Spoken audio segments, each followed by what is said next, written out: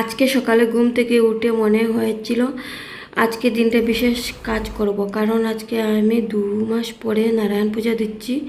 2 মাস পূর্ণিমাতে দিতে পারলাম না, একটা না একটা অসুবিধা থেকে যায়। আমার কাছে পূজা মানেই ভক্তি আর শান্তির একটা মিশ্র অনুভূতি।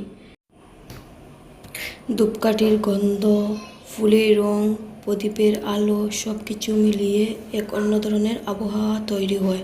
যখন দেবতার সামনে আমি দাঁড়ালাম তখন মনে হচ্ছিল সব চিন্তা দুশ্চিন্তা যেন মিলিয়ে যাচ্ছে।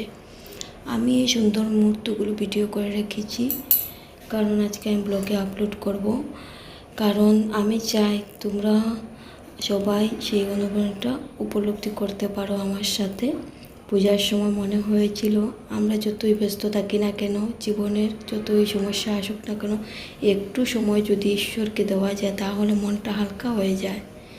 আমার কাছে পূজা শুধু একটি রীতি নয়, এটা যেন নিজের ভিতরে শান্তি খুঁজে পাওয়ার একটি মাধ্যম। আজকের এই পূজাটা আমাকে অনেক শান্তি দিয়েছে। মনে হয়েছিল যে নতুন কিছু আরম্ভ করছি, নতুন দিনটা শুরু হলো। আজকের ভিডিওটা দেখলে তোমাদের মনেও শান্তির আনন্দ আসবে।